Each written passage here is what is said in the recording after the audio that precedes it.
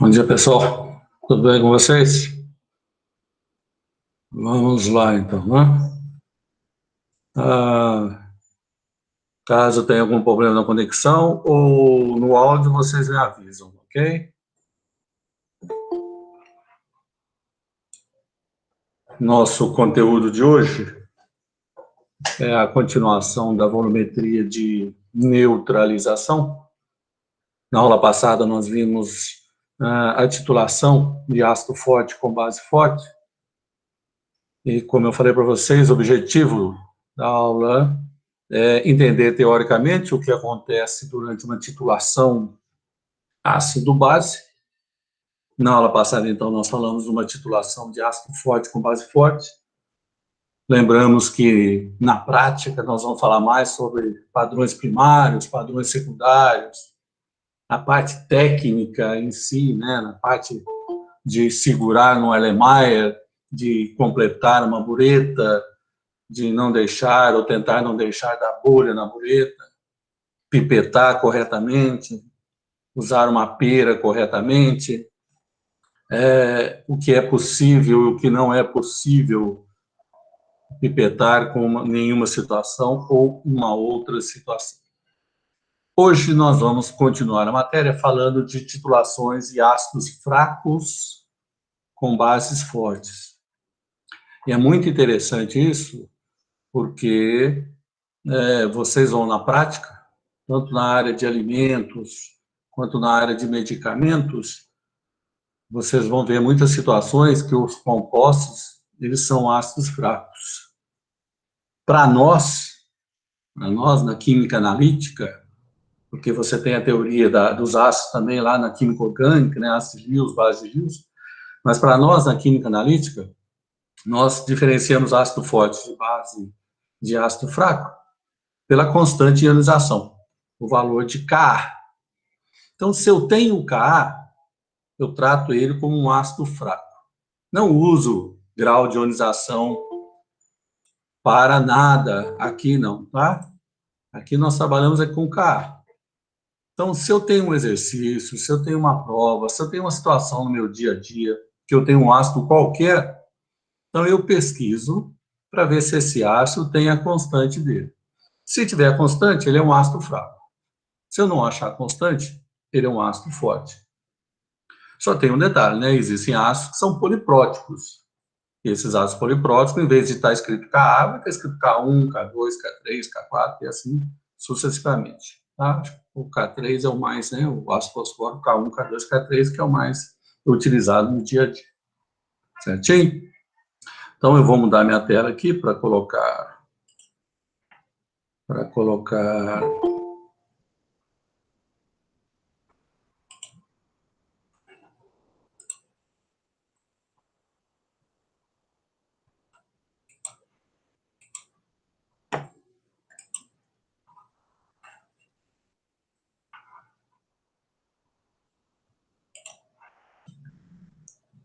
Estão vendo aí o material do portal? Agora, como...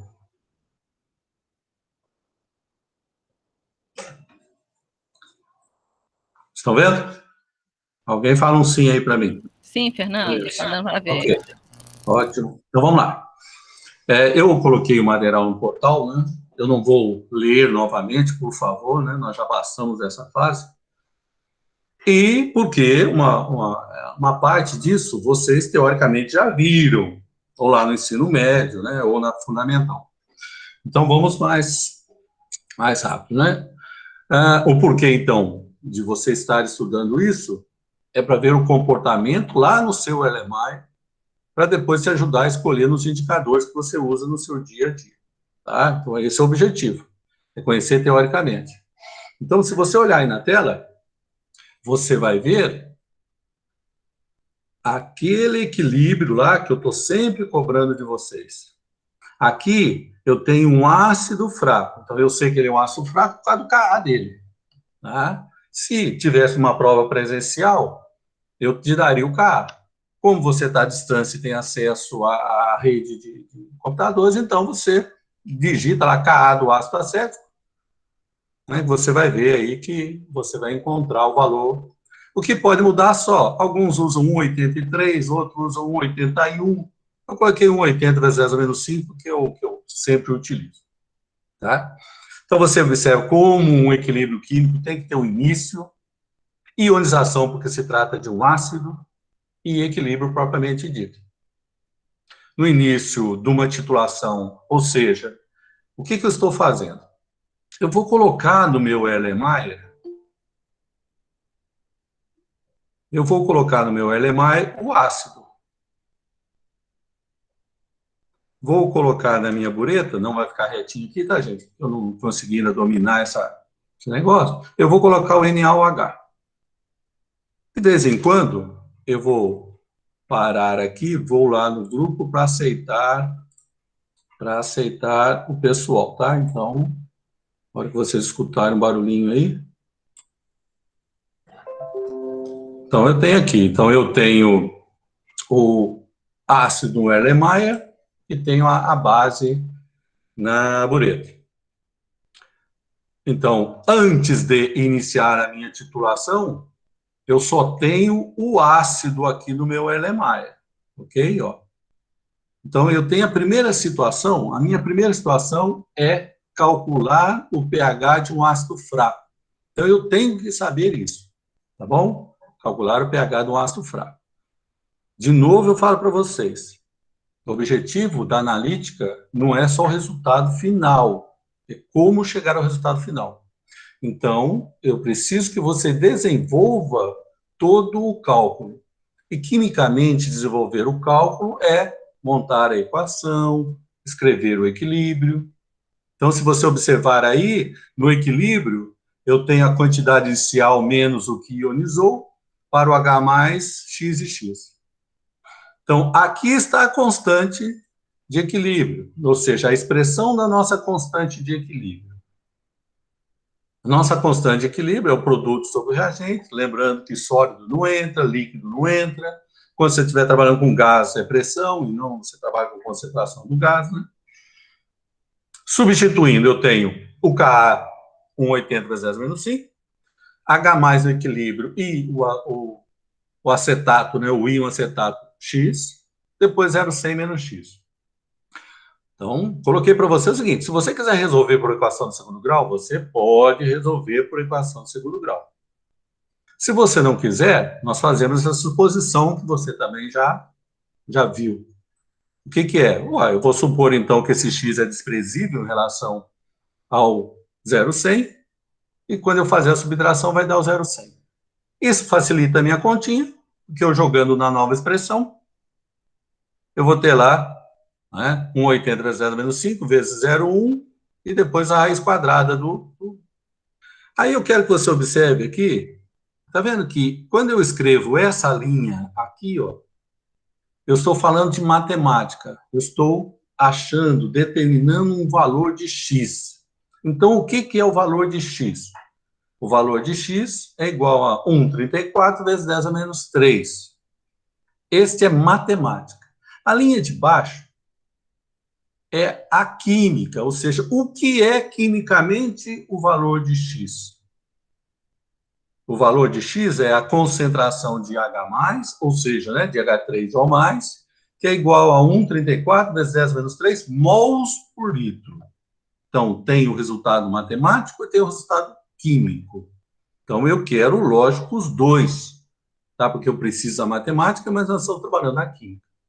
Bom, o valor de pH, então, você já sabe a formulinha, né? Menos log de H+, o pH vai ser 2,87. E como eu fiz essa suposição aqui, eu vou te mostrar aqui embaixo sobre o erro, né? Olha aqui, ó. Eu desprezei x em relação ao 0,1. Então, 0,1 equivale a 100 e o x é o meu erro.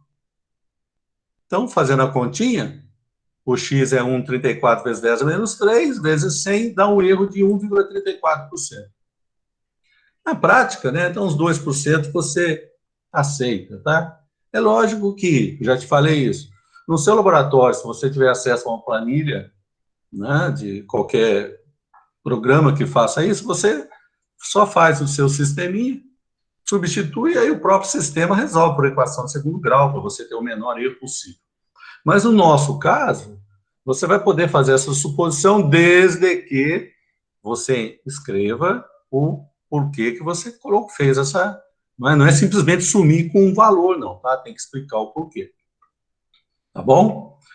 Então, essa primeira situação, a letra A, é quando você nem começou a sua titulação. O que eu tenho lá no Erlenmeyer? Eu tenho 100 ml e ácido 0,100 mols por litro, só que um ácido fraco, o ácido acético, o Ka dele é 1,80 vezes 10 menos 5. Então, essa é a primeira situação. A segunda situação é aqui. Depois que eu começar a minha titulação, então eu vou adicionar 10 ml A.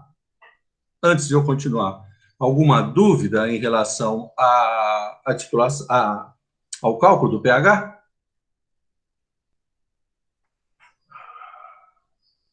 Alguma dúvida em relação ao cálculo do pH? Eu abri aqui o chat, se você quiser falar ou escrever, né? Quando eu falar sobre dúvidas, eu volto no chat aqui para...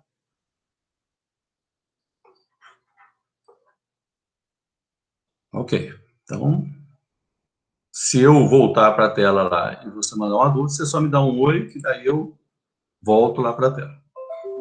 Agora nós vamos começar, propriamente dito, a titulação. Ou seja, eu vou adicionar 10 ml de NaOH.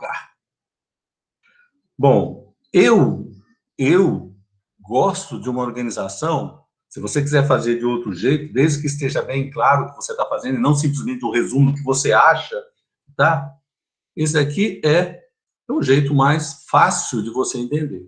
Então, o que eu estou fazendo? Nós fizemos isso na aula passada. É calcular a quantidade de cada um, montar uma reação para ver o que existe em cada um dos componentes, o que sobrou do ácido, o que formou do sal.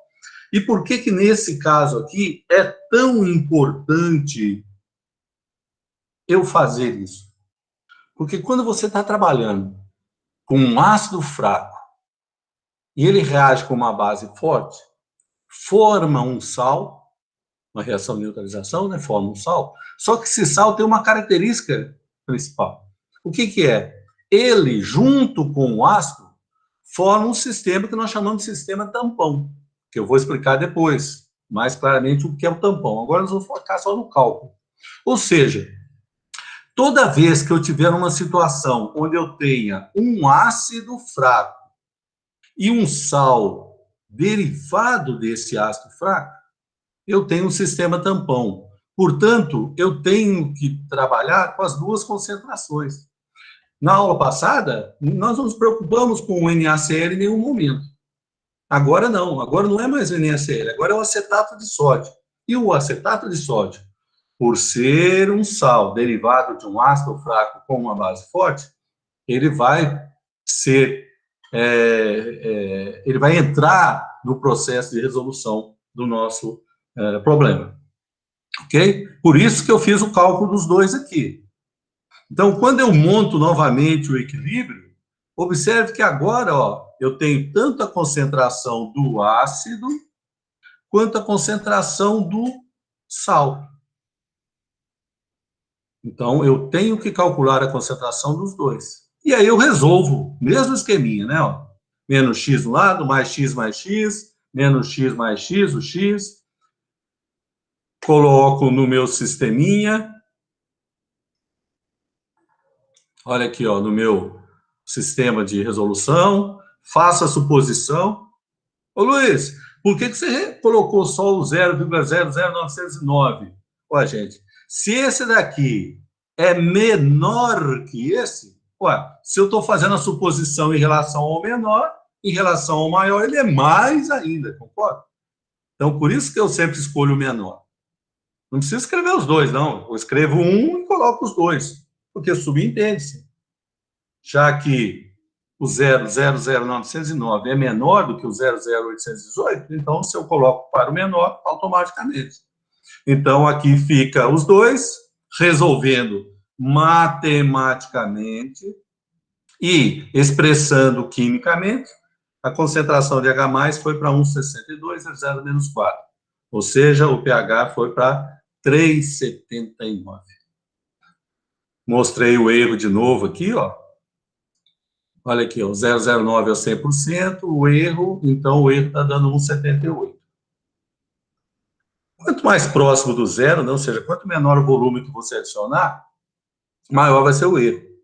Mas você vai perceber que, no final das contas, mesmo inicialmente tendo um erro maior que 2, e no final tem um erro muito menor que 2, ou seja, a média vai estar sempre com um erro menor que 2%, tá bom?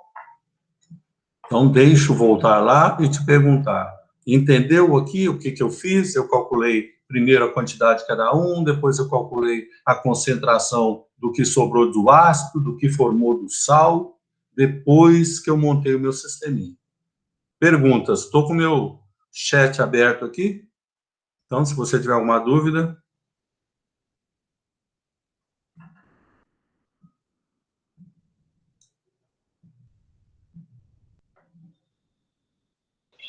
Luiz, não é uma dúvida, mas é uma dica, na verdade. Para não ficar clicando toda hora nas pessoas que entram, permitindo, tem uma opção que você coloca o e-mail de todo mundo e aí entra automaticamente. Quando a pessoa entrar, só precisa aceitar o convite antes, e aí toda vez que entrar com aquele mesmo e-mail, já não precisa pedir mais permissão. Giovana, eu tentei fazer isso no mês passado, só que eu teria que cadastrar 135 e-mails, sendo que hoje eu tenho 56 pessoas no sistema. Tá vendo? Então, eu não vou ter esse trabalho todo para as pessoas simplesmente nem aparecerem, entendeu? Aí eu prefiro... Tá certo. Tá certo? Mas obrigado pela sugestão. Então, alguém perguntou aqui. Suposição sim. Então, deixa eu ver se eu consigo... Vocês estão vendo o whiteboard aí? Sim. Sim, ok. Então tá. Então, o que eu fiz? Olha bem. No meu equilíbrio, naquela última linha do equilíbrio, por exemplo, ó, eu tenho 0,100 menos x. E, no outro lado, x e x, por exemplo, tá? Então, o que eu fiz? Ó, quando eu resolvo isso daqui na minha expressão de equilíbrio... não, eu vou colocar um 0,100 aqui também, porque senão vai ficar uma situação normal. Então, por exemplo, ó, colocar essa situação aqui, ó, 0,100, 0,100, tá. Então, esse aqui é o produto.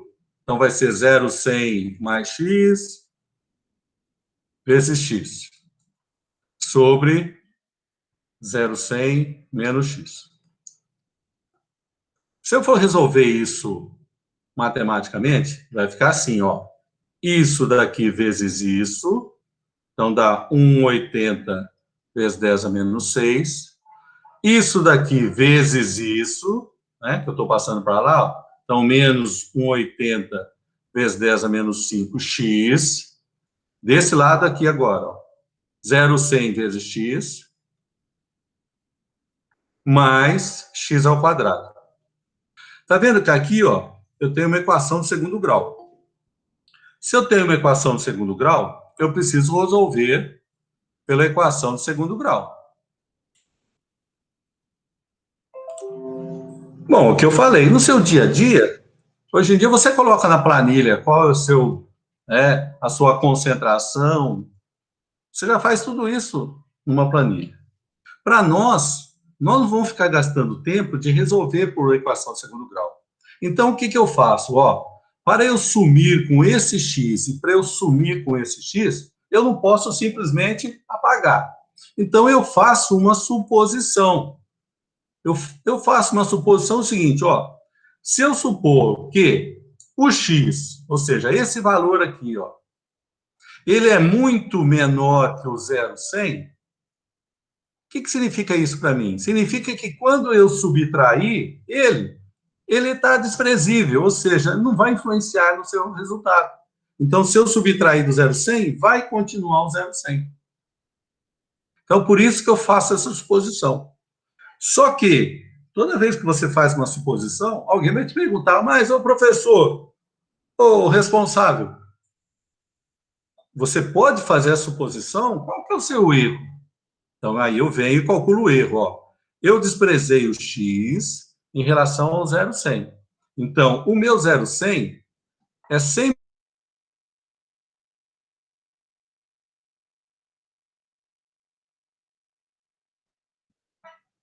Esse erro aqui, a média dele fica abaixo de 2%. Então, não tem problema eu fazer essa suposição.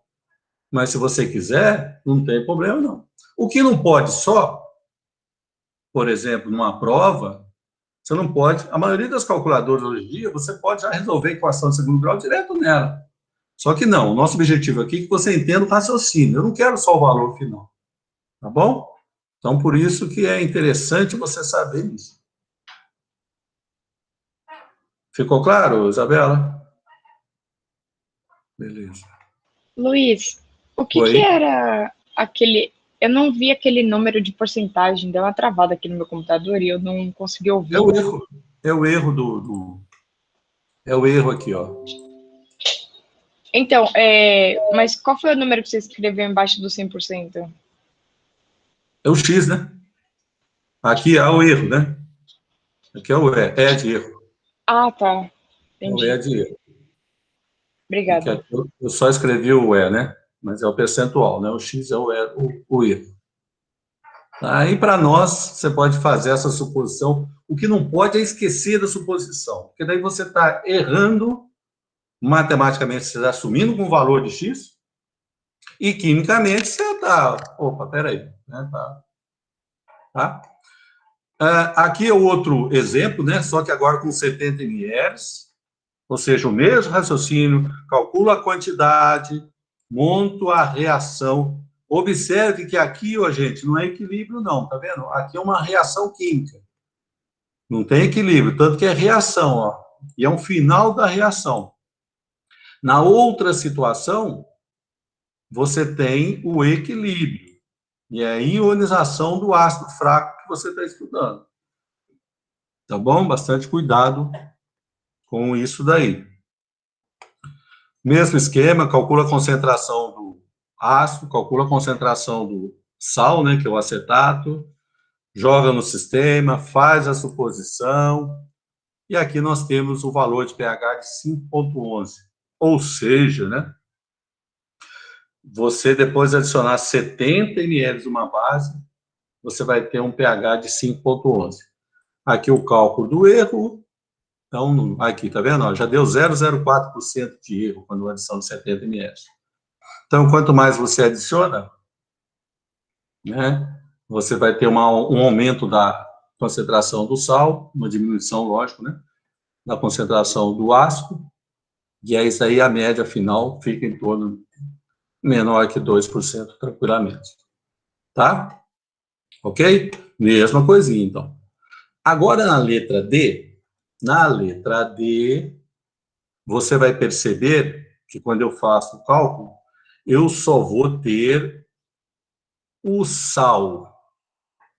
No ácido forte, base forte também era a mesma coisa, né? Só tinha o NaCl. Mas como o NaCl é um ácido forte e o NaOH é uma base forte,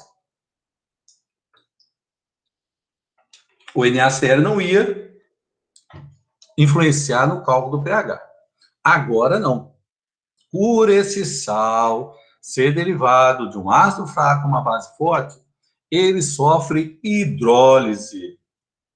Ele sofre hidrólise, ou seja, o sal reage com a água, volta a formar o ácido e libera OH- no sistema.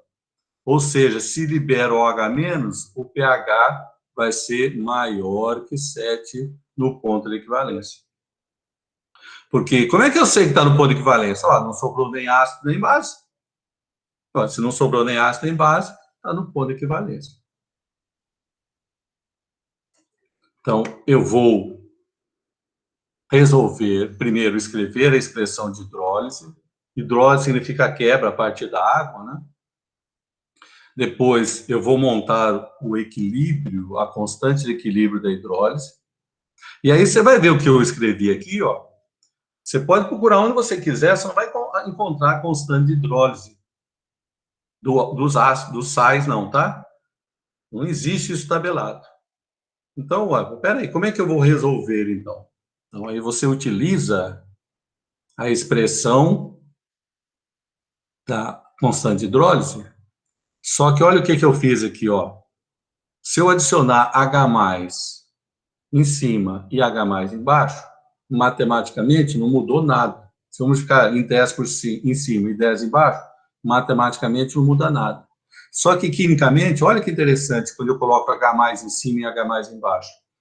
Se eu juntar o H+ com o OH-, eu tenho o que nós chamamos de KW, ó. E se você observar o restante da expressão, é 1 sobre Ka.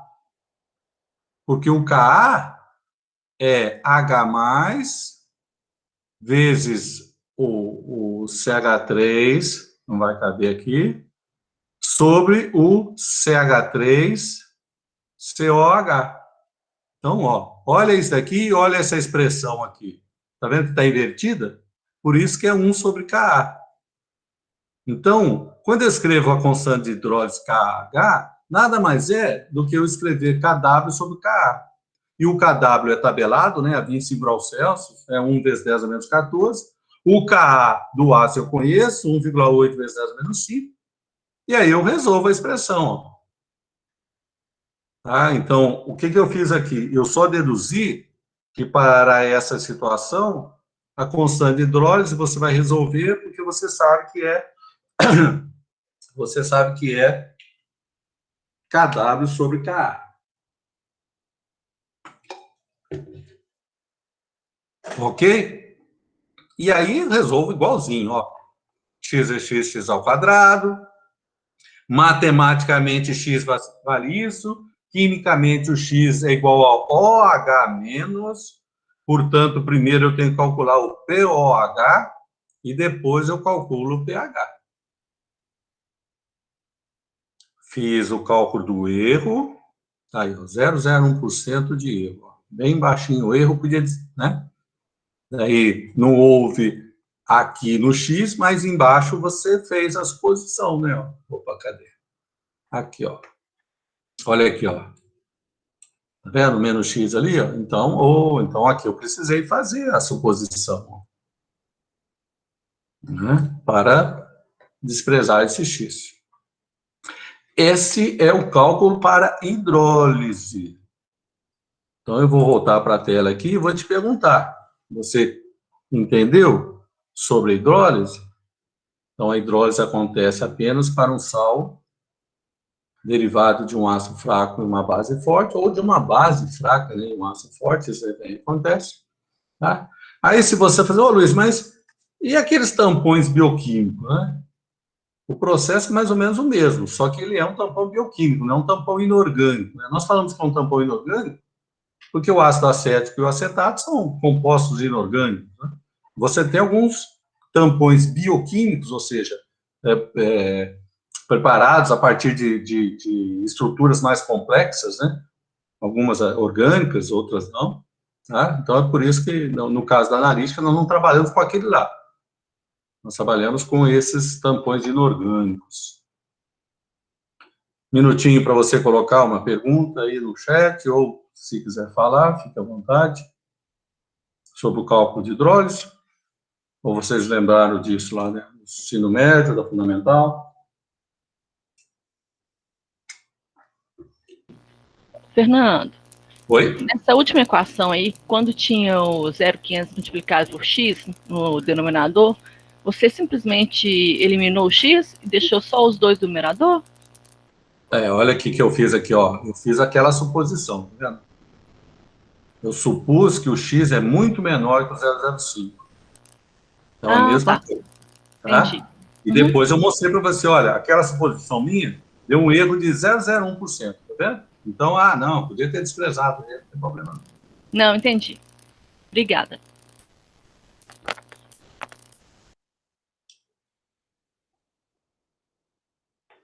Então, vamos continuar? Beleza. Então, vamos lá. Depois, já que ali é o ponto de equivalência, né? Depois nós vamos para a adição de 110 ml de NaOH 0,6 mols por litro. Então, observe que, para você parece repetição, é uma repetição, mas para você entender, tá?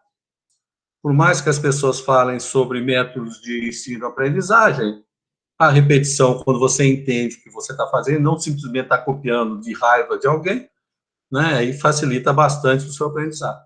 Então, mesmo sistema. Calculei a quantidade de milimol, montei a reação. Observe que agora, ó, eu tenho um excesso de base forte e tenho o sal. Só que, quimicamente, já foi provado que, nesse caso, o sal não influencia em nada no valor de pH. O pH é dado apenas pelo excesso de base. E isso aí nós já fizemos na aula passada, né? O excesso de base, você calcula a concentração da base, calcula o pH, calcula o pH. Ok? Então, excesso de base, tranquilo.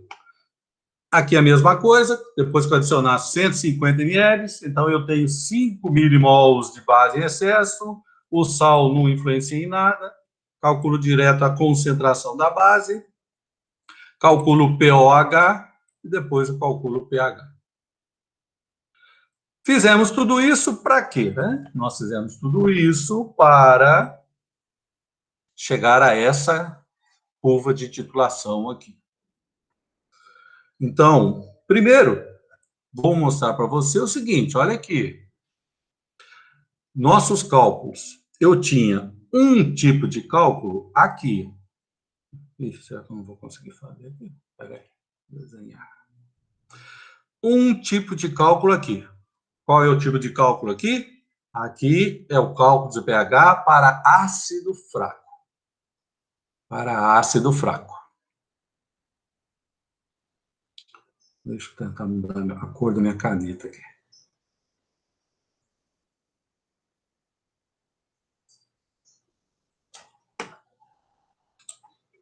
Isso. Depois do início da titulação até o ponto de equivalência, eu tenho uma segunda situação, que é, eu tenho tanto o ácido fraco quanto o sal. Então, eu tenho uma solução tampão. No ponto de equivalência,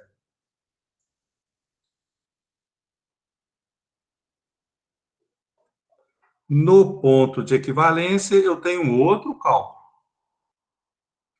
E depois do ponto de equivalência, eu tenho um outro cálculo. Então, quando você for estudar, você lembra, né? Ó, toda vez que eu for titular um ácido fraco com uma base forte, eu vou ter uma situação, duas situações, três situações, 4 situações diferentes de cálculo. Esse aqui para o ácido fraco somente, esse aqui para mistura de ácido fraco com sal, portanto, uma solução tampão. Aqui, hidrólise do sal e depois excesso de base. Então, eu tenho 4 cálculos diferentes nessa situação, né, de um ácido fraco com uma base forte. Então, isso aqui é para você lembrar.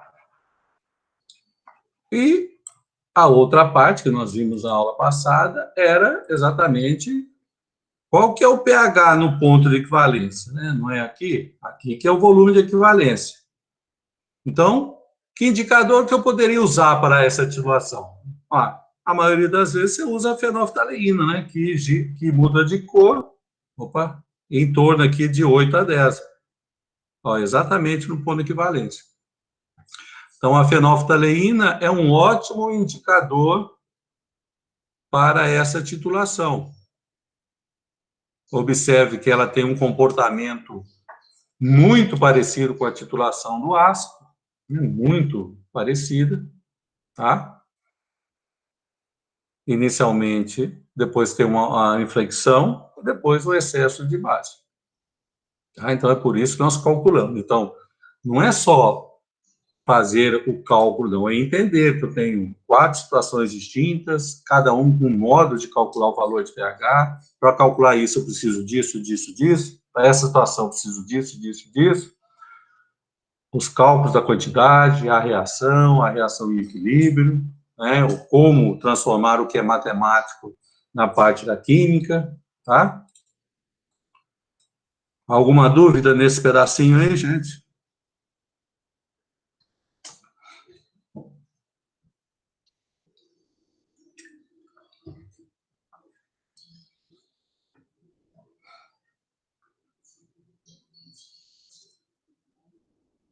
Olha, o pH no ponto de equivalência entre 8 e 10, ou você está falando da fenolftaleína?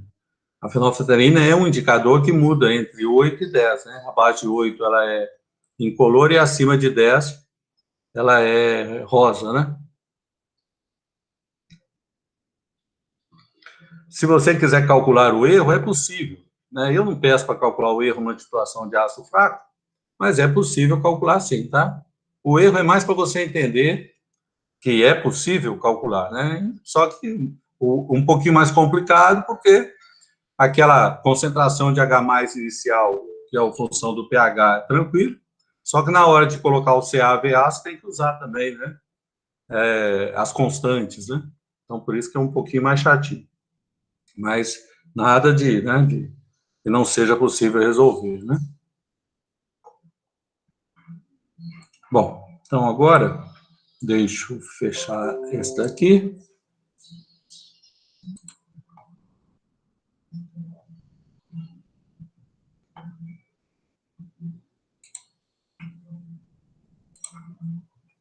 Deixa eu abrir agora, deixa eu ver qual que é que eu vou abrir. Ah, esse aqui. Bom, eu acho que você já viu isso lá no Fundamental, mas vamos dar uma relembrada, né? Sobre a solução tampão. Então, para um sistema ser chamado de tampão, e aí volta a falar, tá? Nós estamos falando de tampão inorgânico. O tampão é a mesma coisa. A composição do tampão que muda. Primeiro, então, para que serve o tampão? O tampão serve para, quando você tem uma situação que ou você precisa adicionar uma pequena quantidade de ácido ou de base, ou o seu próprio meio cria essa acidez ou basicidade, para que o seu pH não altere demais, você usa um sistema de tampão. Eu coloquei um vídeo na internet, que é o tampão sanguíneo, depois você dá uma olhadinha, que o nosso sangue tem um pH em torno de 7,4. E se você tiver uma baixa de pH abaixo de 1 unidade, ou seja, se ele cair para 6,4, você morre. Se o seu pH sanguíneo subir acima de 8,4, você morre. Você sofre uma alcalose, é fatal. Então, lá eu explico por que como acontece esse comportamento do sangue, né? Quando você come um alimento que libera íons H+, ou acidez, né, no seu sangue, ou um medicamento, etc. Tá? Mas como é que tudo funciona? Funciona assim, ó. Se eu pegar esse pedacinho aqui, todo tampão tem que ter uma reserva de acidez e uma reserva de basicidade. E é exatamente isso, por isso que ele consegue, entre aspas, segurar o valor de pH. Então, você tem um pH. Se você adiciona ácido a esse pH, a ideia é que o pH diminua. Para ele não diminuir, tem que ter uma composição do seu tampão para neutralizar esse H+ que você está colocando. Então, em vez de ele diminuir muito, ele diminui só um pouquinho, porque você neutralizou uma quantidade de H+. A mesma coisa da base. Se você colocar a base no sistema, a ideia é que o pH suba. Para ele não subir, entra em ação o que nós chamamos de reserva de acidez. Então, a reserva de acidez tenta neutralizar essa base em excesso. A reserva de basicidade tenta neutralizar o ácido em excesso. Então, se você olhar essa figurinha aqui abaixo,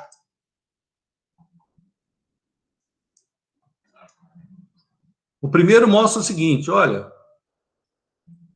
se eu colocar aqui uma pequena quantidade de ácido adicionado, é pequena, tá, gente? Vamos supor que você está fazendo um meio de cultura. Uma quantidade bem grande de meio de cultura é tamponada. Por que é tamponada? Porque se o micro-organismo gerar substâncias ácidas. Se você deixar crescendo o micro-organismo, o que vai acontecer? Olha, o pH vai diminuindo cada vez mais. E muitos micro-organismos são sensíveis a pH. Isso aí você já viu lá nas proteínas da vida, né? Tem aquele gráfico até de tampão, né? Comportamento de aminoácido. Em tal pH, o aminoácido tem essa carga, em tal pH, esse tal. Em tal pH, a proteína ela perde o efeito. Então, isso é muito importante. Mas aí são mais tampões bioquímicos, né, que se trabalha. Tá? São substâncias que, se você colocar ácido acético e acetato no meio de cultura, você vai matar, né, os seus micro-organismos, as suas bactérias, etc. Tá? Então, por isso que não se usa esse tipo. Isso usa mais na análise química mesmo. Então, quando você coloca um ácido, você está aumentando o H+. Então, o pH é para cair. Por que ele não cai? Porque a minha reserva de basicidade reage com o H+, desloca o equilíbrio para cá. Então, eu vou diminuindo essa quantidade usando a minha reserva de basicidade. Então, por isso que o pH é seguro, né? Ou seja, não varia demais. A mesma coisa é quando eu coloco o quê? Se eu colocar uma base nesse sistema, base reage com H+. Então, a quantidade de H+, vai diminuir. Se a quantidade de H+ diminui, o pH aumenta. Então, por que ele não aumenta? Porque o ácido libera H+ e libera o acetato. Então, eu tenho uma fonte de acidez aqui, uma reserva de acidez. Então, se eu colocar um, tem uma reserva de basicidade. Se eu colocar outro, tem uma reserva de acidez. Então, é assim que funciona o tampão. E nós já vimos, né, acabamos de ver, né, que o cálculo de fazer o tampão. Então, eu dei um exemplo aqui da mudança, da variação, né, ó. Se eu colocar 5 ml de base, o que vai acontecer com o tampão? Lembrando, né, que ó, o pH inicial era 2,87. Depois que eu adicionar a base, ele foi para 4,47. Então, inicialmente, ele era 2,87. Eu adicionei base, foi para uma variação de 1,60. Ou seja, né, eu coloquei 5 ml de uma base muito forte. Se fosse uma situação normal, era para aumentar muito mais. Por que não aumentou? Exatamente por causa do sistema de tampão. Tá? Por isso que o tampão é formado por um ácido fraco e seu sal, ou uma base fraca e seu sal. Tá? Então, assim que funciona o tampão. Aí, aproveitando essa situação, você vai ver isso em muitos livros. No seu dia a dia, preste atenção no que eu vou te falar.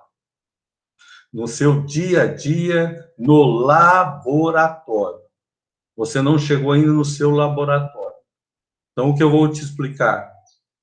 Tá? Olha aqui. Existe uma equação, a do Anderson Hasselbeck, que ela simplifica o cálculo de pH numa solução tampão. Então, ela é dada, por exemplo, se eu estou trabalhando com ácido fraco, né? O pH é pKa mais log da concentração de sal sobre a concentração do ácido. Bom, no seu dia a dia, você vai poder usar essa equação tranquilamente. Só que, se alguém te perguntar por que você pode usar, sim. Então, vamos fazer agora o raciocínio, né? Quando eu tenho, é a dedução dela, tá? Olha aqui, ó. Nós vimos, acabamos de ver isso, sabe? Só que nós vimos com números. Então, eu tenho a concentração do ácido, a concentração do sal inicial, menos X, mais X, mais X, Ca menos X, X, Cs menos X. Nós acabamos de fazer isso com números. Em vez de número, eu estou colocando a concentração do ácido e a concentração do sal. Olha a nossa suposição, lembra da suposição? Supor que X é muito menor que CS. Aqui eu pus os dois, porque nós não sabemos qual é maior, qual é menor, né? Então, os dois. Substituindo agora. KXCS sobre CA. Passei o CA para o outro lado. passei o CS para o outro lado, então ficou X é KCA sobre CS. O que é X mesmo? X para nós é a concentração de H+, né? Então, X, que é a concentração de H+, Ka vezes Ca sobre CS. Matematicamente, né, gente? Ó, se aqui está multiplicando e está dividindo, eu só isolei o Ca aqui, tá? Ó. Então, tranquilo. Eu usei a expressão menos log, tanto de um lado quanto do outro. Tá vendo que eu coloquei tanto desse lado quanto desse lado. Menos log de H+, nós sabemos que é pH, né? E aqui, olha o que eu fiz. Tá vendo que é uma multiplicação aqui? Então, se eu resolver isso pelas propriedades logarítmicas, como é uma multiplicação, vai dar uma soma. Olha a soma aqui, ó. Então, vai dar menos log de Ka mais menos log de CaCS. Tá? Ó, o menos está para fora aqui, tá? Então, o menos é para os dois. Certo? Agora, olha o que eu fiz aqui, ó. Qual é a diferença dessas duas? Tá vendo que o Ca estava sobre o CS aqui. Eu inverti. Eu coloquei o CS sobre o Ca. Portanto, por isso que eu mudei esse sinal aqui, tá vendo? Tá? Em vez de Ca sobre CS, é CS sobre Ca. Como se pH é menos log de H+, pKa é menos log de Ka, então, substituindo aqui e aqui, eu tenho a expressão do Henderson lá. Então, preste bastante atenção. No seu dia a dia, você usar essa expressão, tudo bem. Mas aqui, você tem que saber por quê. Por que você pode usar ela? Ah, porque eu faço uma suposição lá atrás, eu sei que essa suposição, numa média geral, é sempre abaixo de 2%, então eu posso fazer essa suposição. Tá bom? Então, essa equação, ela sempre parte do pressuposto que você pode fazer aquela suposição. Tá? Ok? Entenderam? Então, se eu for resolver por essa expressão, né? Se eu tenho uma solução de 0,150 de ácido e 0,100 de básico, é só fazer a continha. Em 3 linhas eu já resolvo. Ok? Deixa eu te perguntar, até esse momento aqui, se você entendeu, para depois a gente falar do outro. Eu inverti o CS sobre o Ca. Olha aqui, ó. Opa, passou. Tá vendo aqui, ó? Deixa eu colorir de vermelho aqui. Já tá. Aqui eu tenho negativo e tenho Ca sobre CS. Como eu inverti CS sobre Ca, eu inverti o sinal. Tá? Na realidade, né, como é divisão aqui, vai ficar menos log de Ca mais log de CS. E aí depois, como invertir, como já era menos, transforma em mais. Tá? Se você quiser trabalhar com o negativo, não tem problema. É porque na maioria dos livros você vai encontrar esse mais aqui, tá vendo? E ele só pode ser mais aqui se for CS sobre Ca. Se você quiser escrever pH é pKa menos log de Ca sobre CS, está correto. Tá? Não tem problema. Só que daí você tem que lembrar. Se for Ca sobre CS, é negativo aqui. Se for CS sobre Ca, é positivo aqui. Deixa eu voltar lá para... Entendeu? Joia.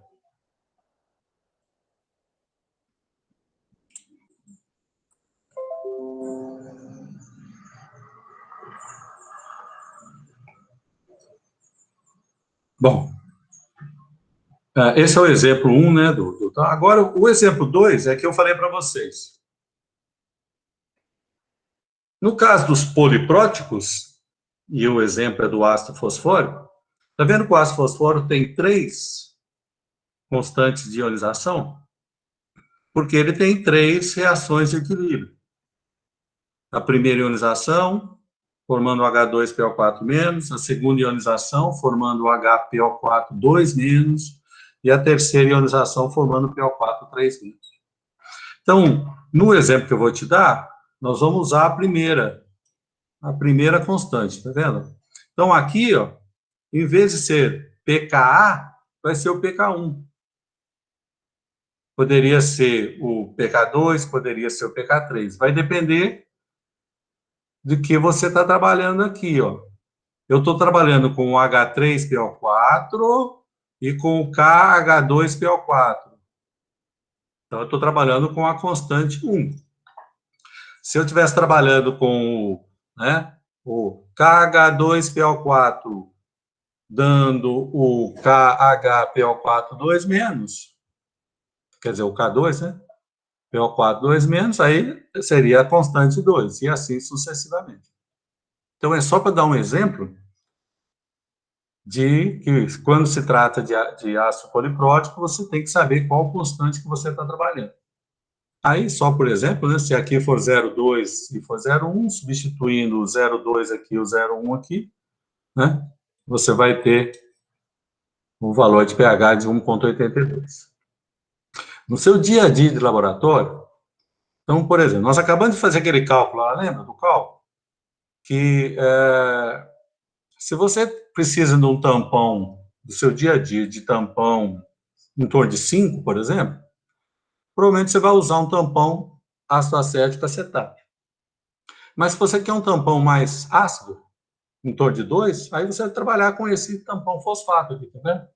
Então, você, no seu dia a dia, você escolhe o ácido a partir das suas constantes para ver qual o pH, mais ou menos, que você precisa trabalhar, né? Qual faixa de tampão que você precisa trabalhar. Se você precisar de base, você trabalha com NH4OH e NH4Cl. O raciocínio é o mesmo, em vez de Ka vai ser Kb, tá? Mas o raciocínio é o mesmo. Fernando, Oi? dá para explicar de onde o valor do CS, do Ka e do Ca? Você falou qual o valor e de onde que você tirou? Aqui, ó, do exemplo aqui, ó. Não, na fórmula ali, quando você colocou log de CS e Ca. Aí você colocou, foi 1 em 2? 1, 2. Na fórmula IP, pH igual pK1 mais log de CS, Ca. Sim. O que acontece aqui, ó? Esse aqui é o sal, é o CS.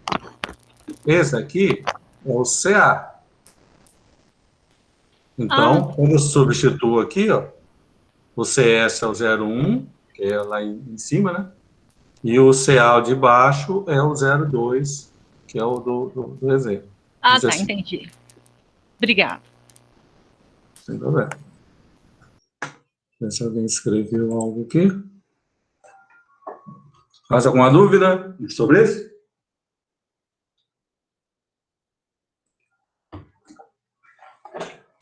Luiz, então, primeiro você tira como é que fala? Você tira o pH desse para o log. Você tira o log desse valor de 7,50 vezes 10 menos 3. É o com PK1, esse valor. Isso. É o PK1. Uhum. Não, então tá. O que acontece? Você pode ter o valor ali ser o pKa, aí é o menos log do Ka do ácido que você está trabalhando. Por aí ser um ácido poliprótico, então vai ser ou o pK1, que é o menos log desse valor aqui. Vamos supor que eu quisesse trabalhar com o K2, então seria pK2, seria o menos log desse valor aqui. Ou senão no pK3, seria o valor desse daqui, tá? O menos log desse valor. Então, dependendo do que você vai trabalhar. Se você vai trabalhar com a constante 1, é um pK, né? Se for trabalhar com outro pK. Não, tá certo, obrigada.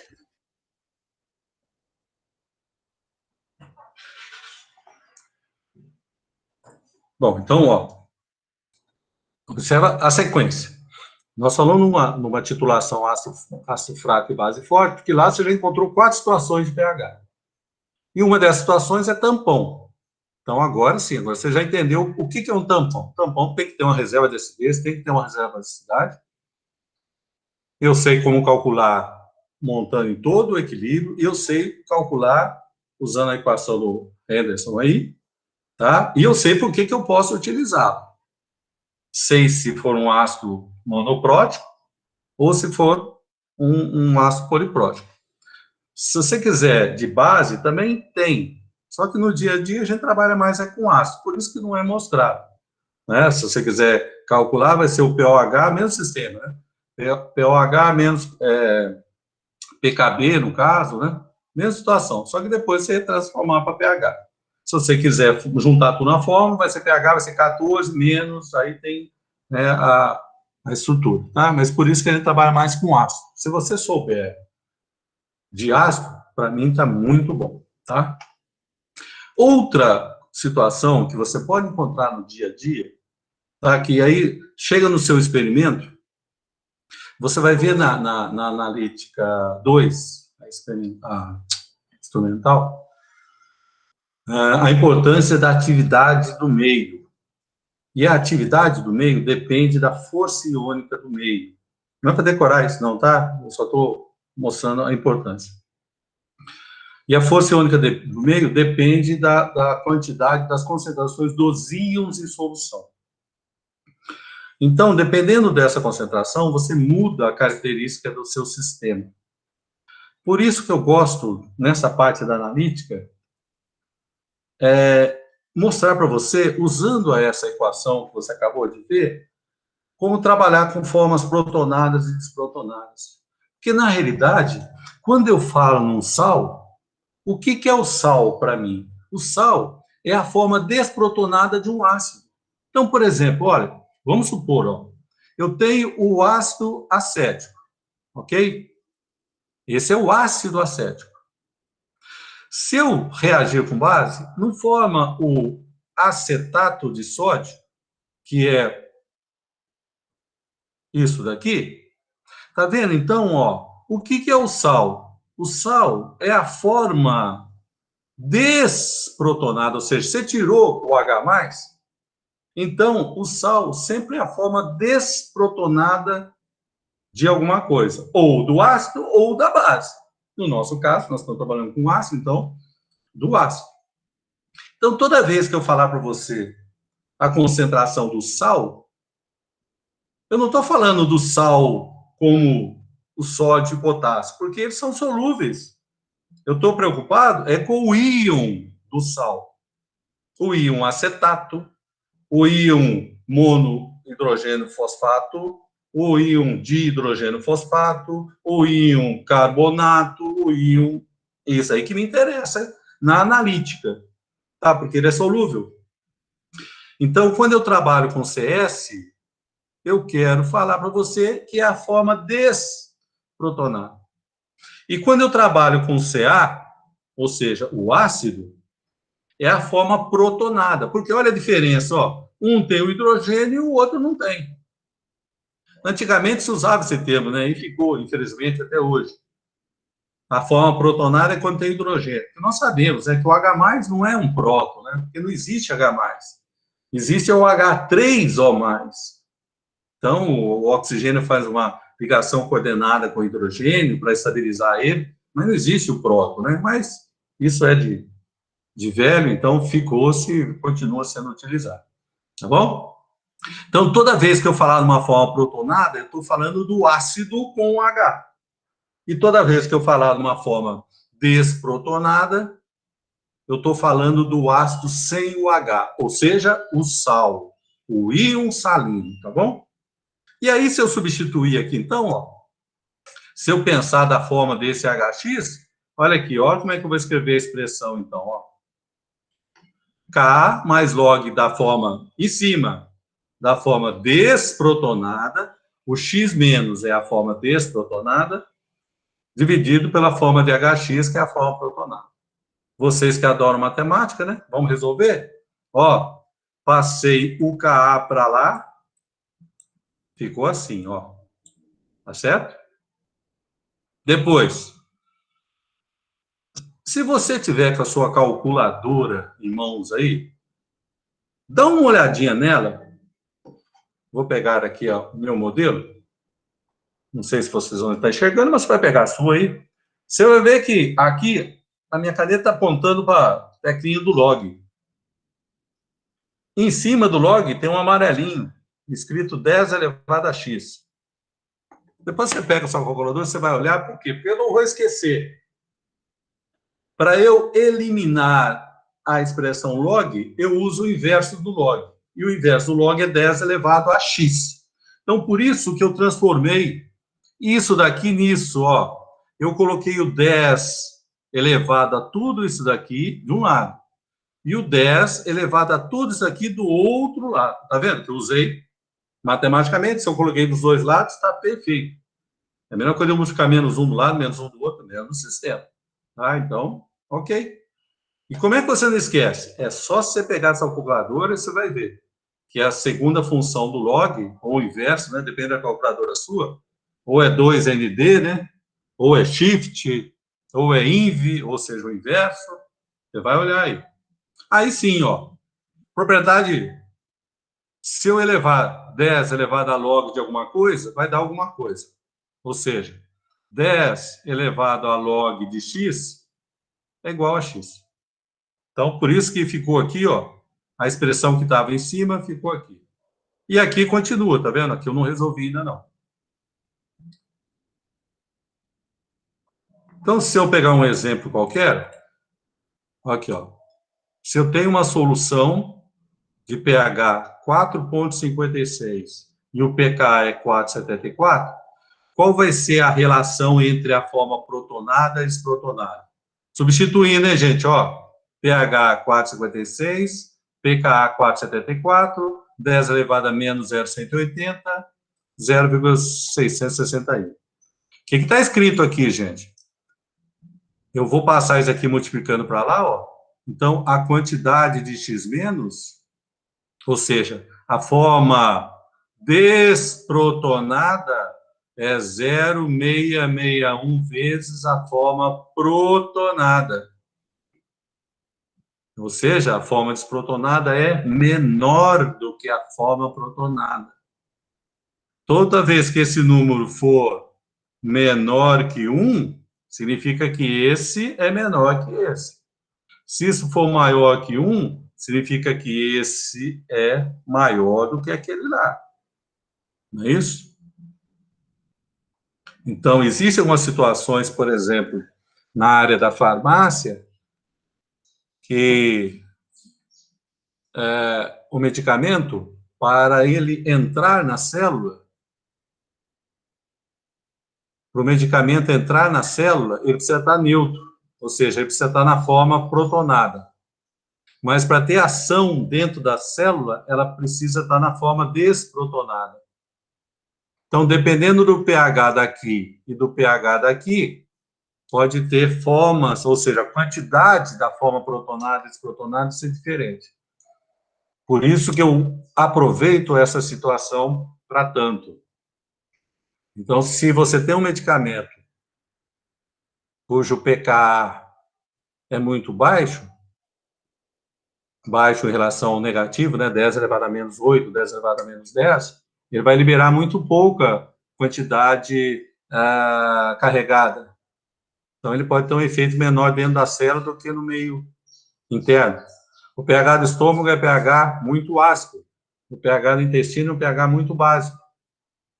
Então, de repente, num pH muito ácido, ele está muito protonado, não tem ação. Quando ele chega no intestino, ele está muito desprotonado, então ele tem ação. Então, isso é uma das teorias para alguns tipos de medicamentos. Isso acontece na parte bioquímica também. O comportamento do aminoácido em meio ácido, ele é diferente de meio básico. E as reações que acontecem, né, a formação de um dipeptídeo, precisa estar em meio em certos valores de pH. Porque se o aminoácido estiver muito protonado, ele não vai se favorecer a formação peptídica. Ele tem que estar mais desprotonado. Então, depende da situação que você estiver trabalhando, tá? O meio que você estiver trabalhando. Dúvida, gente? Isso não é para uma análise química, tá, gente? Eu só estou aproveitando o sistema que nós estamos estudando para vincular vocês a outras situações né, outras disciplinas. Né? Por exemplo, eu estou falando do tampão. Quando você estuda fisiologia, você estuda o tampão sanguíneo. Tá? Agora você está entendendo quimicamente e você já consegue explicar, você consegue já deduzir um monte de coisa. A mesma coisa em relação a essa entrada do medicamento protonado, ou seja, tem que dar não carregado, e lá dentro a eficiência aumenta quando ele está desprotonado. A característica de aminoácidos, dependendo do pKr do aminoácido, tem uma quantidade positiva, uma quantidade negativa, dependendo do valor de pH do seu sistema. Você tem proteínas, por exemplo, que elas perdem o efeito em pH diferente da outra. Ué, por quê? Porque dependendo do radical, ou seja, dependendo do pKr dos aminoácidos, você vai ter um comportamento diferente uma da outra. Alguém ia falar? Ô Luiz, eu ia só te perguntar essa última coisa que você falou a respeito do pH, em questão do estômago, do ácido, né? E em questão do intestino. Isso tem a ver com aquelas coisas de medicamentos revestidos, porque tem medicamento que chega no estômago, ele é destruído, né? Então tem que ter uma cápsula especial, ou um revestimento. Isso tem a ver, porque aí ela vai ser dissolvida no intestino e não no estômago. É isso? Aí é o seguinte, como você já sabe que a absorção dele é melhor no intestino, então você tem que proteger até ele chegar lá. É exatamente isso para que serve algumas cápsulas. Para proteger, para aumentar a eficiência dele. Como é que aumenta a eficiência dele? Para ele chegando íntegro lá no intestino, entendeu? Exatamente.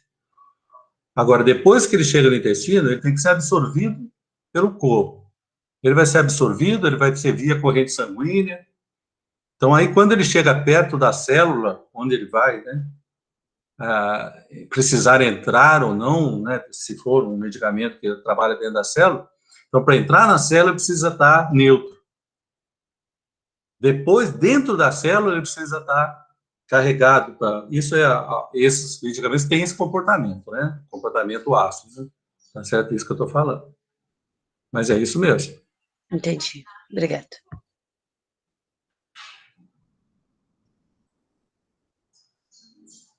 Beleza. Bom, então você está vendo que analítico não é só cálculo, tá? Você pode aproveitar essa parte da química para entender melhor, né? Para aprender melhor outras coisas também. Bom, então agora vamos fechar aqui e vamos para o nosso último conteúdo. Deixa eu te explicar uma coisinha antes de falar propriamente disso.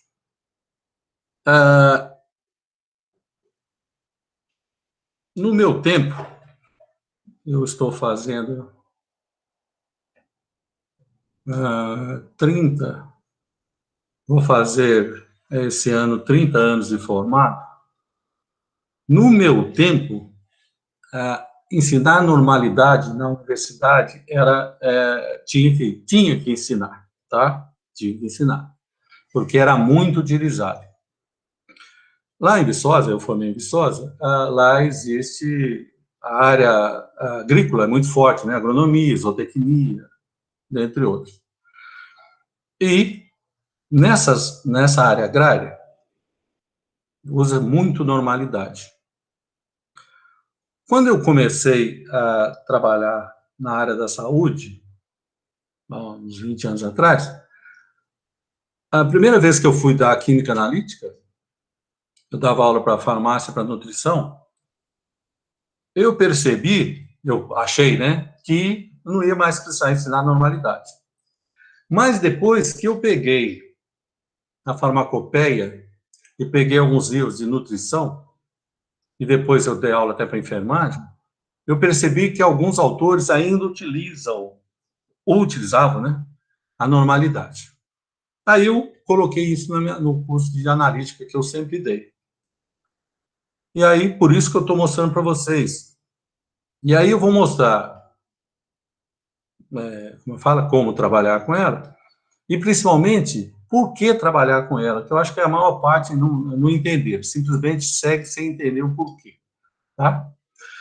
Bom, primeiro vamos relembrar sobre mol por litro. Isso aí, né, não precisava não, né, porque vocês já estão craque nisso. Opa. Aqui duas equações da concentração em mols por litro, quantidade de matéria por volume em litros, o número de mol por volume em litros, e quantidade de matéria ou número de mol é massa sobre massa molecular. Eu sou meio chatinho, né, em algumas coisas. Por exemplo, tá vendo? Esse M aqui, ó, não se representa mais massa molecular desse jeito, tá? É um M só, tá? Não se fala mais concentração molar, é concentração em mols por litro, tá? Por que eu estou falando isso? Porque se você for apresentar algum trabalho em algum congresso, né, seria interessante que você, né, fale isso mais corretamente.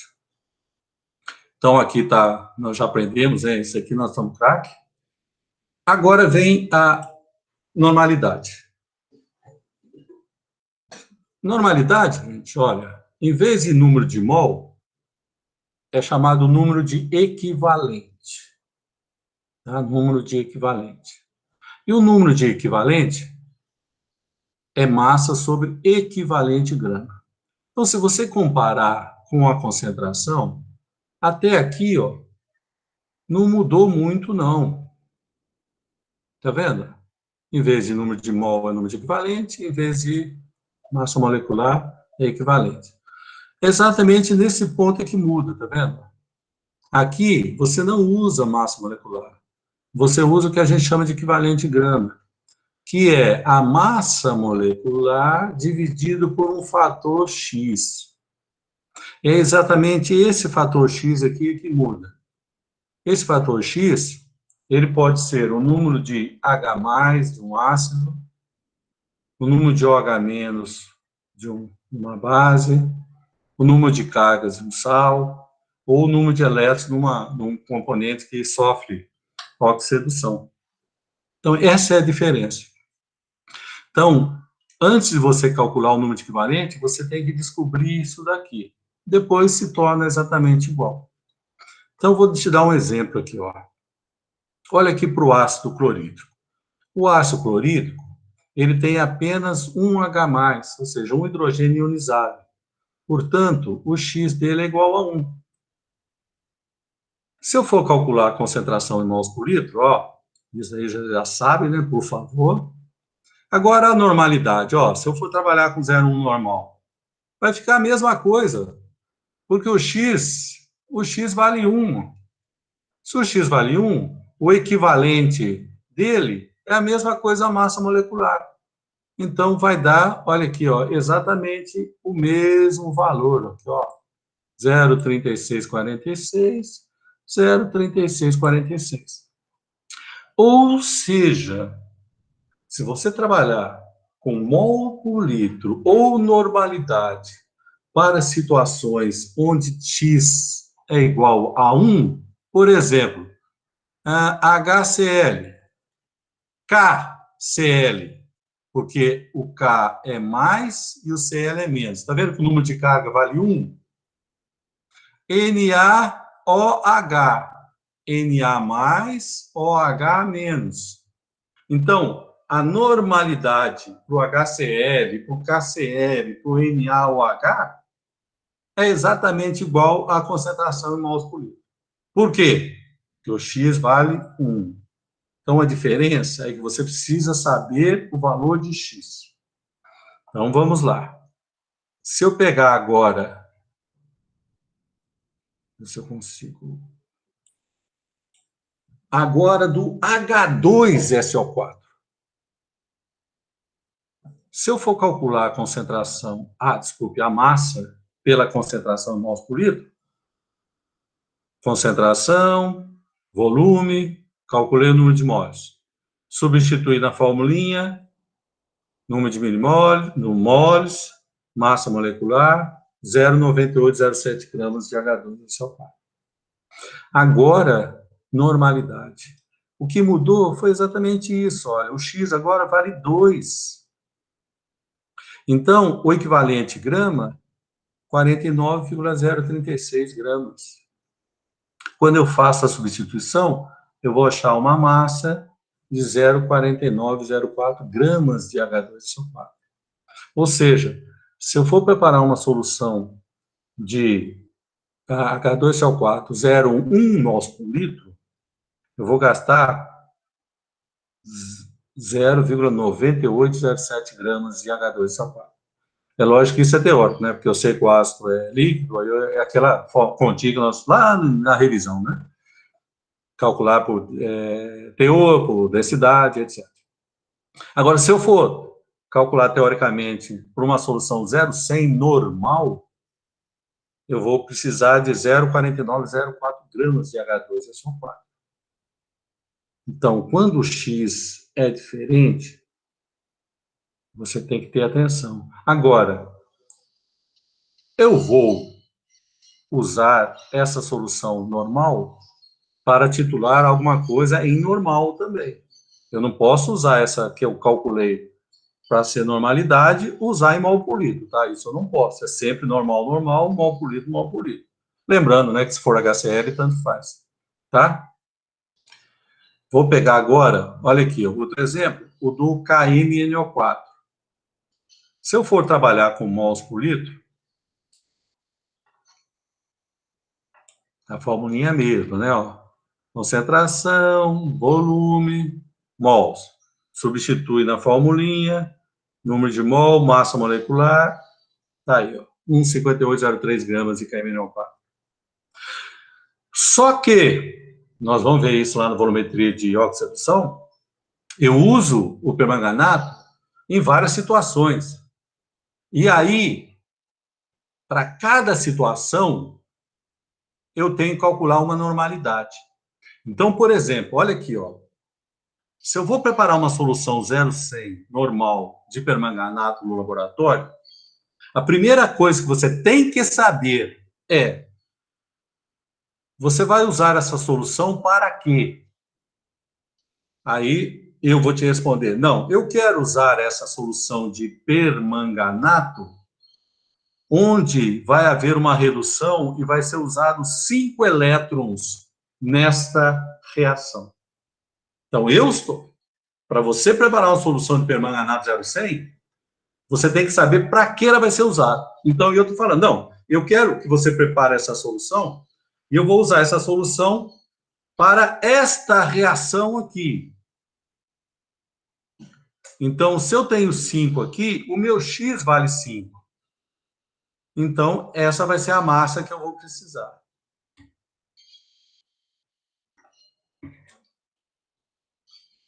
Se eu falar assim, não, eu quero que você prepare o permanganato, mas eu vou usar nesta reação aqui. Essa reação, o X vale 1. Então, é a mesma massa lá do mol por litro, tá vendo? Por que eu estou falando isso para você? Quando você chegar num laboratório e for preparar uma solução em normalidade, você tem que saber para que você vai utilizar aquela reação.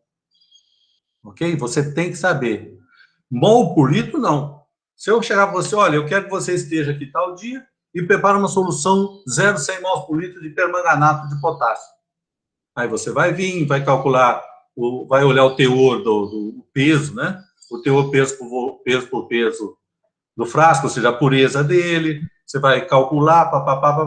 Agora, se alguém falar para você, prepara uma solução 0,100 normal, você tem que perguntar para a pessoa, peraí, você vai usar essa solução 0,100 normal de permanganato para quê? Porque se você for usar na situação 1, você vai pesar 0,3160 gramas de permanganato. Se você for trabalhar na 2, você vai precisar de 1,5803 gramas de permanganato. Então, quando você trabalha com normalidade, você tem que estar muito preocupado com isso. Bom, aí você vira para mim e fala assim, ô Luiz, mas qual é a vantagem, então, de se trabalhar com normalidade? A vantagem é essa daqui, olha. Quando você trabalha com mol por litro, você não tem que estar preocupado em saber qual é a relação entre uma substância e a outra substância. Vou colocar aqui um Vamos pôr um KOH aqui. Vamos colocar aqui. Se eu pôr 2 aqui, né? Eu vou precisar. Não, peraí. Deixa eu apagar. Deixa eu apagar aqui. Vou colocar um valor mesmo. Em vez de colocar XY. Vamos supor que eu tenha 3 Na reagindo com 2 Nb. Tá? N é quantidade de matéria, não é isso? Então, ou seja, no ponto de equivalência, eu preciso de 3 de Na para 2 Nb. Na normalidade, no ponto de equivalência, é sempre o número de equivalente de A é igual ao número de equivalente de B. Ou seja, é sempre de 1 para 1. Na mol por litro, você tem que saber a relação entre os componentes. Na normalidade, é sempre de 1 para 1. Essa é a diferença. Entenderam? Ah, mas por que isso, Luiz? Ó, é só você olhar aqui atrás. É só você olhar aqui atrás.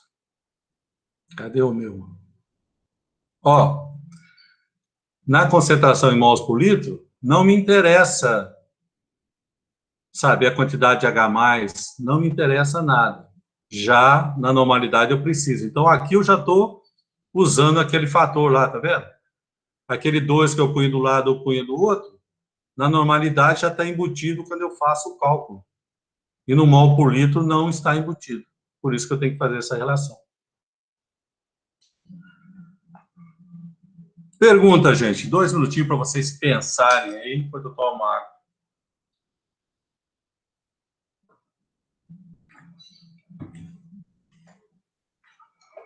Vou voltar lá, né?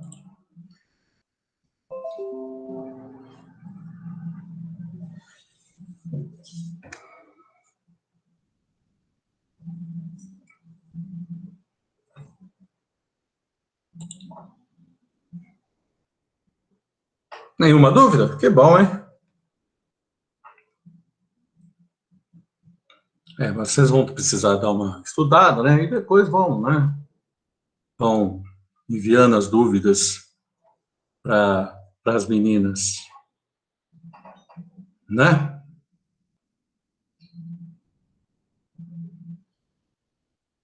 Caiu o negócio aí, gente, ou não? Não, tá funcionando. Ah, tá. Não, só para saber. De repente faz 10 minutos que eu estou falando aqui e o negócio caiu. Não, tá tudo certo, você explica bem. Obrigado. Bom, já que não tem dúvida, vamos para a outra parte. Eu sei que vocês vão, depois de estudar, vocês vão ter dúvidas. Isso aí é esperado, sem problema. Então, vocês viram também que no material eu coloquei 8 exemplos. Então, na primeira página aqui está só os exemplos e depois está a resolução de cada, tá vendo? Então, eu espero que vocês deem uma olhada aí e a partir das dúvidas que surjam,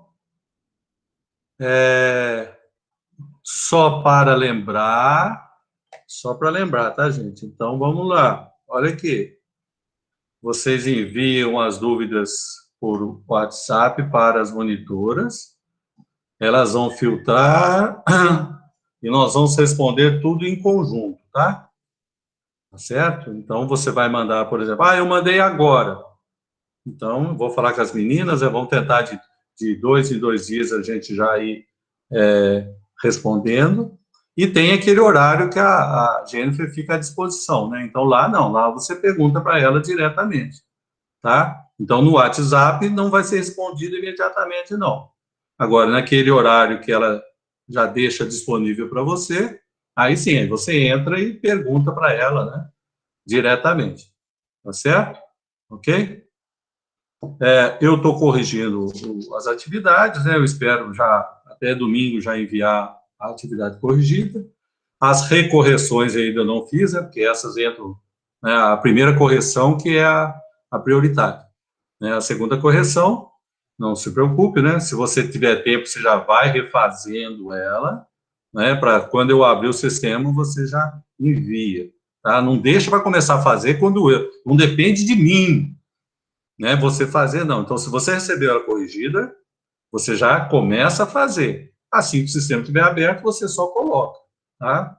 Não depende, eu só vou abrir, então só semana que vem que eu vou fazer. Né? Não é interessante isso para você, que você tem um monte de coisa para fazer. E outra coisa é o seguinte, então, fique atento, estude bem esse conteúdo, tire todas essas dúvidas até quarta-feira que vem, que na quarta-feira que vem nós vamos fazer uma avaliação da matéria até agora, tá? E, então, você vai, eu vou disponibilizar quinta, sexta e sábado para você resolver essa avaliação, tá? As pessoas falam que sábado não é dia letivo, né? Mas eu não estou pensando no dia letivo, não. Estou pensando que se você trabalha sexta, quinta e sexta, aí você vai ter tempo para fazer no sábado, tá? Então, eu não estou falando para você, não, mas você está dando atividade para resolver no sábado. Não. Tá? Se você entendeu dessa maneira, eu já acabo com isso aqui agora e coloco só quinta e sexta, não tem problema nenhum. Entendeu? O que eu estou falando é o seguinte, tem muita gente que está trabalhando quinta e sexta no horário normal. Então, para não prejudicar essas pessoas, você tem sábado para enviar, tá? Ok? Entendeu? Ficou claro? Porque tem coisas que eu falo que as pessoas depois usam contra mim, né? Tá? Então, eu acho que é meio, né, complicado isso. Tá? Então, você não é obrigado a fazer sábado. Você tem quinta e sexta para resolver, que é o horário normal, você entrou no curso, que é período integral. Mas, nós sabemos que por causa da pandemia, muita gente está trabalhando ou de manhã ou de tarde, fazendo estágio de manhã ou de tarde. Então, para não complicar essas pessoas, eu vou deixar disponível sábado, ou seja, eu vou abrir quarta à noite, aí você tem quinta, sexta e sábado para resolver as questões que eu vou colocar. E não é atividade, é uma avaliação. Tá? Então, a avaliação é apenas uma correção. Tá certo? Ok? Alguma dúvida? Alguma coisa que vocês gostariam de falar que eu passar para a Jennifer, para eu passar para a Lara?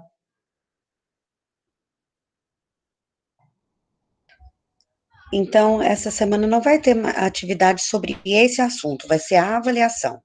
Vai ser avaliação, exatamente. Que Ok. seria uma para ser entregue na quarta-feira, né? Então, em vez de ser quarta-feira entregue, vai ser dado na quarta para ser entregue até sábado.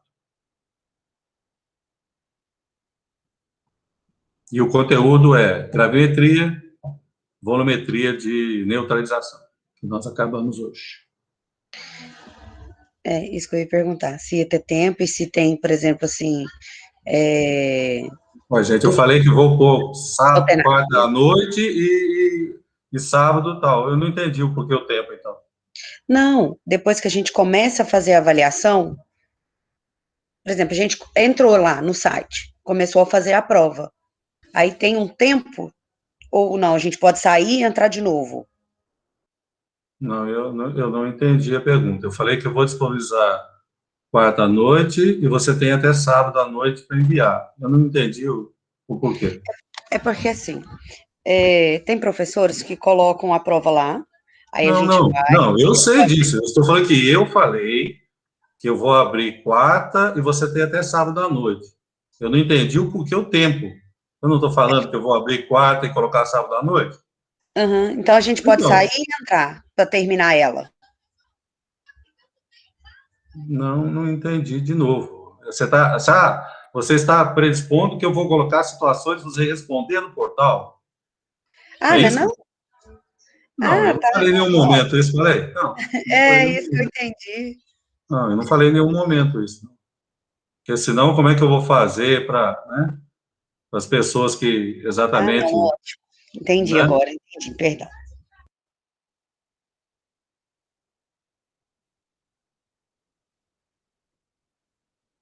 Ó, se vocês preferirem também, eu faço cronometrado, não tem problema não.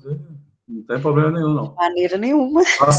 Faço no horário da aula, porque daí todo mundo tem que estar na aula, né, teoricamente. Não tem problema não. Né? Tranquilo.